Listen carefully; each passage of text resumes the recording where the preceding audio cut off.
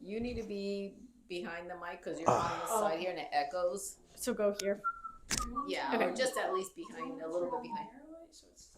Yeah, turn that. Do I look okay? Yes.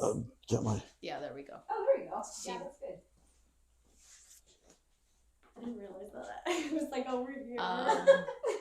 Does it look? Well, we've got 3 sons, so I've got 3 sons that are always like, "Hey," and I'm like, "What the heck does that mean?" And I'll go Google it, and I'm like, "Oh, I wish I would have Googled stuff like that." Are we done yet? No, Not okay, yet. we haven't started. Okay, It's just the beginning. it's just the beginning. Awesome. Okay. Welcome to A Connection is a Connection, the show where we take a break from business talk and dive into the personal side of things. Today we're sitting down with Tab to uncover the stories, quirks, and passions that may make them tick. Let's have some fun and get to know them like never before. First, give a warm welcome to our guest, Tab. Woo! Yeah, Tab! We're here to keep it light and fun, so let's jump with some questions.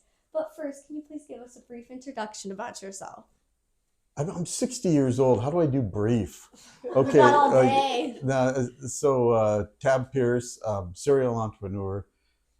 Along with Catherine, I run Network Live, own a cybersecurity firm, starting another cybersecurity firm, own another company on top of that.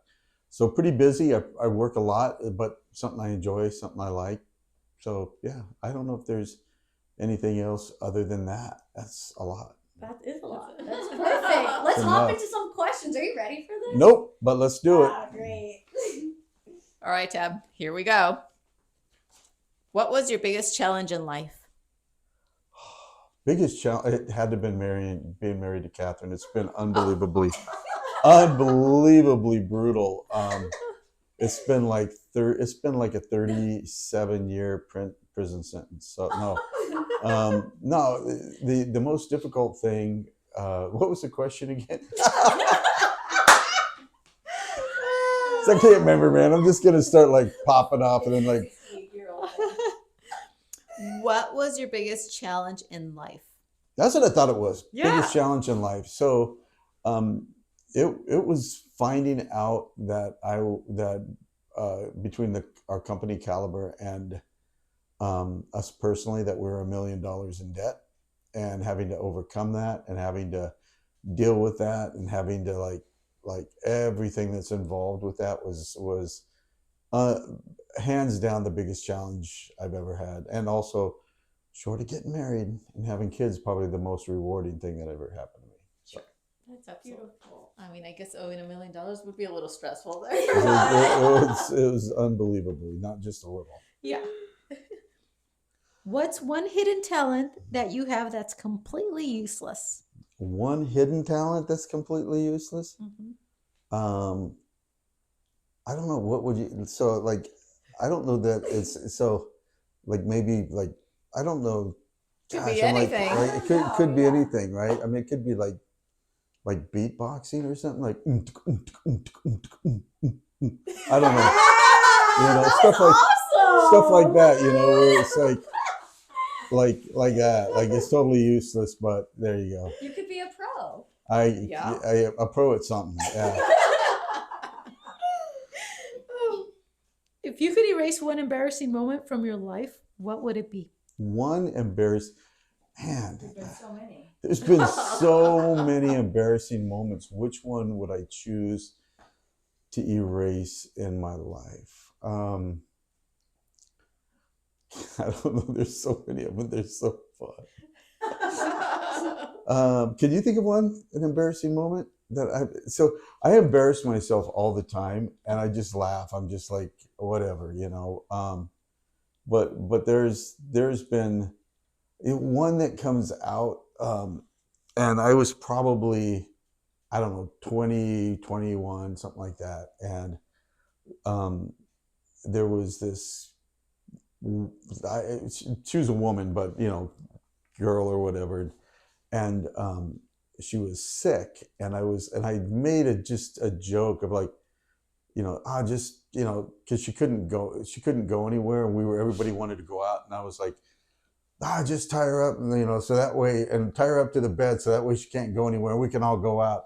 And she starts bawling, and she's like, I'm an epileptic, but I don't have this. And I was like, oh my Oh, gosh, man. no. I had no idea, right? I mean, I was just being funny, and I ended up like buying her flowers and apologizing.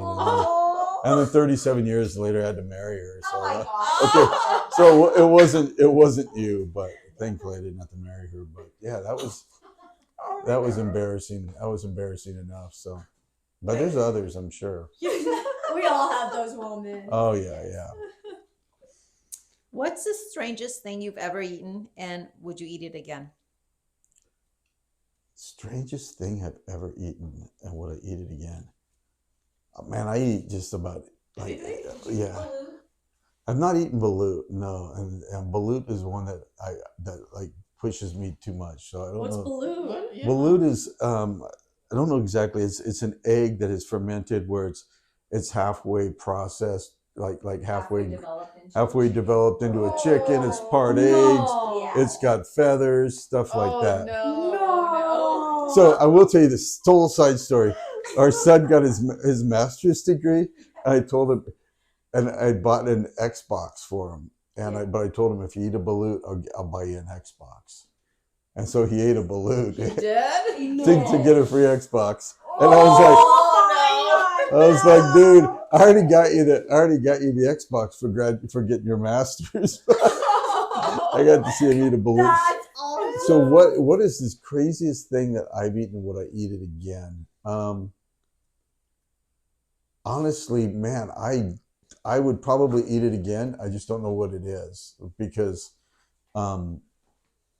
maybe Rocky Mountain oysters might be the strangest thing. But I'd eat it again. It just wasn't particularly very good. Yeah. But I mean, the balut story is That's good good. enough.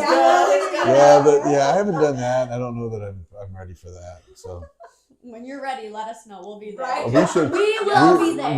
we should film that one. Yes. I think we gotta go do it after this. Yeah, I don't know about that. You ready? Yeah, I don't know about that.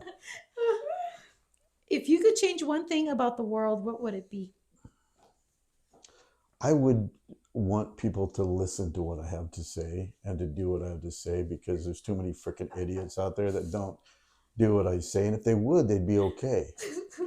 No, just what would I change? What would I change? Good. Yeah, I don't know that. Yeah, I mean, that's the 60-year-old cranky get off the lawn guy that said that. What would I change about the world? Probably, and as dumb as this sound, maybe it doesn't sound dumb, but I just can't understand why, as people, we're built to hate, and so it's like, we used to hate, we used to be racist, but that's not cool anymore. So now we have gender wars, we have women hating men and men hating women. So that's where we're at. But at some point in time, that won't be okay. So now we got to turn our hate to something else. So hey, pit bulls. Let's turn our hate to pit bulls, or let's turn our hate to, and so we're just built to hate, and I think I hate it. You hate hate. I hate hate. Yeah. No, but yeah, we are. Yeah. Why are we built to hate? I don't know. We're born with sin.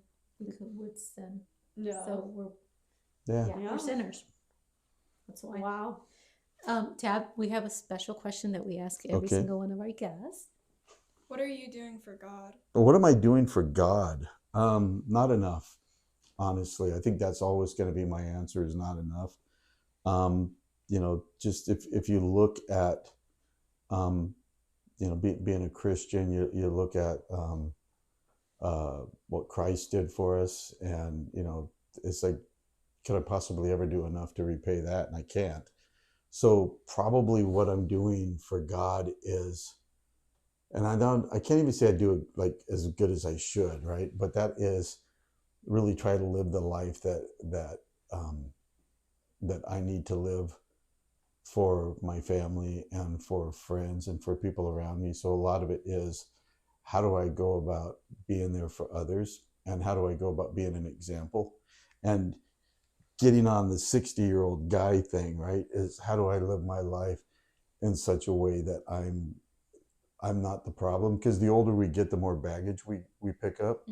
So how do I go about like minimizing the amount of baggage I have so I can be there emotionally for people that need it? And because I think that's probably the way that the thing that we can do most for God is to be there for our fellow man or women, but mostly men. Sure, yeah. That's amazing. Makes sense. Yes. Tab, what's the dumbest thing you've ever done for a dare? Oh my God. Oh, can you think of one? Because I mean, Shooting bottle rockets at each other. I don't even know that was a dare, but yeah, It was I mean, just a boy thing. yeah, Bottle rockets? there's just so many dumb things that I've done in my life, and most of them aren't even dares. They're just like, let's do it. But that one there, I had a brother, a stepbrother, that we had decided to get bottle rockets, and it'd be cool if he sat at one side of the parking lot and I sat at the other, and then we took turns, like not took turns, but we got into a bottle rocket fight of like trying to shoot bottle rockets at each other. That was one of them. Jumping over the chasm of about 8 or 9 foot gap with like it being like 30 feet down or 40 feet or whatever with running water, and like doing that. That was dumb, but it was dumber because I think I had 4 kids at the time. Oh, And then the list goes just on and on and on of dumb dares and stupid stuff I've done. So. But you learn from them. No, not really. No. Not You really. keep doing that. Well, that's No, that I- thing they say, like men live shorter than women. Because For of that stuff reason. like that. So I'll tell you this: when we were first married, we first had kids, and she would go to our sons, and they would do something dumb, and she would say, "What were you thinking?" And they'd go, "I don't know." And I would say, "Look, for guys, like I don't know what I was thinking. I don't know what I was doing. I didn't really like. That's a legitimate reason. Like it wasn't until I." I was like, that is total crap. It wasn't until I jumped over that chasm and got up and walked away that I went, wow, that wasn't that bright. Like it was like then I was like, like what would have happened if you would have fallen in? You have a Like you family slipped, at home. Like I probably would have like tick all the way down that because it wasn't that wide, and then they would have just found my body probably, right? And so it's like I just get up and I'd like dust myself up. I'm like, that was dumb. And I'm like, but I think so I'll tell you this. So we do get better. Like one time I was at a football game and I was at this fence, probably, just a chain link fence that was probably like 3 feet tall. And I'm there with a buddy of mine, and it was a packed football game. And we were in this really weird spot. And if you climbed over the fence and you went and did some maneuvering, you could like sit on top of the stands, right? And so the security guards came up and said, "Hey, I'll let you do this if like you don't go do that." And I was like, dude, like, see, here's the thing. It's like I'm at the age where it's like physically I could do it, but not without like unbelievable like pain and damage and stuff. Oh, Where I was like, like I looked at my buddy and I was like, I think it's cool that he thinks like he has to come and tell us, but like we're like way past that point in our life to do that. So I think if you're a guy and you make it to be about like 50 years old, you're good. yeah, you made it. You made it. Because you're Nice like to know. your body starts to go like, yeah, don't think we're gonna do that. And you're like, cool, let's not do that. And your mind, like your mind has time to catch up to your body or whatever. So or vice versa. What is the one thing you would put on your bucket list? One thing I'd put on my bucket list, I want to go to every single Major League Baseball stadium before I die. Wow, that'd be pretty cool. Yeah, and if I don't, then I never die. Exactly. Hey. How many have you gone to so far? Probably only about 5 or 6, That's good. You have a lot. Keep going. something like that. Yeah. That's awesome, though. It's still a lot. What's the worst outfit you've ever worn in public? Hello. Oh, she knows. No, I mean, are you not looking at what I'm wearing right now? I mean, check this out. Can I stand it? Yes. Stand up. So check out the back of this. Oh my gosh! Does it get any worse than this? Fit check. So I don't know. Is this I It would have worn? been the Elvis costume. Oh snap! So yeah. Let's hear this. So I'll pretty much do anything, right? Like so. Yeah, that was kind of creeped me out. It was like a polyester That scarred me. So that was probably like 20, 25 years ago. Yeah. And No, it Jane might have been even maybe might have been 30 years ago Yeah, because it was. yeah, so it was about 30 years ago, and I was emceeing something. We were doing a lip sync. Yeah, but I was the Yeah. MC of it, and so I was dressed as Elvis. Had the polyester, had the whole thing, had the hair, the glasses, and fake chest hair. Oh Yeah, my like a goodness. carpet of chest hair. Yeah, it was so I had the whole thing, and I was walking around with that. But what really freaking creeped me out was like she's laughing, like stop me, like I'm like I don't know that I can do this stuff anymore. And this woman comes up to, did she come up to me or you? Me. She comes up to her and is like, is that chest hair real? Like she was like totally like fetishing on my chest hair, and I was like, and of course it had to have been like somebody, like it wasn't like, and not that we're married, we're happy and all that, but it wasn't like, oh really, like wow, like this gorgeous woman like checking me out. It was like, no, I got this like blah, and she's like. And I'm like, ugh. So yeah, that was probably one of the worst. So there's that one. There's this one. There's a lot. Like I'll pretty much do anything. That's a so. cool one. No, I like it. That's a cool shirt. I do like it. Yeah, I like That's a it. pretty cool one. Do you have a picture of this Elvis costume? I do. Oh, we'd love to see Oh, the yes. picture. Yes. Yeah, somebody sent it to me like years, maybe 8 or 10 years ago. No. They're like, hey, look what I found when I was doing it. I was like, oh.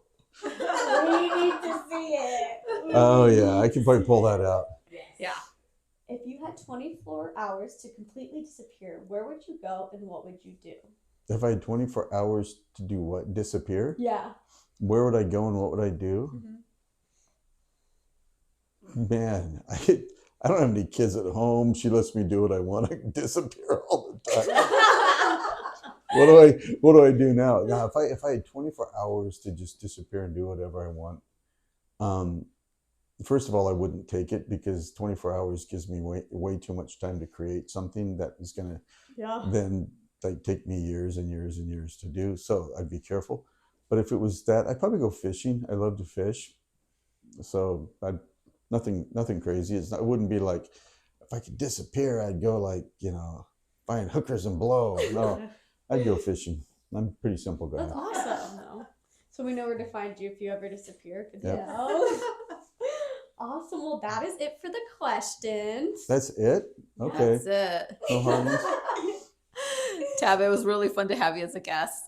It was great to be here. Thank you guys for coming. Can you give us a 30-second commercial of your business and how people can connect with you? So Catherine talked about Network Live. That's networklive.com. Tab at networklive.com. I'm all over social, so you can find me. There's only 2 Tab Pierces. One looks like me, one doesn't. The other thing is I own a cybersecurity firm. So when people need a company to break things, to hack them, to ethically do that, that's what we do. So we work with large companies and small and emerging businesses. That's amazing. Yeah, a lot of fun. Sounds like fun. Well, thank you so much, Thank you. Tab. It's been so great having you. And stay tuned for the next interview.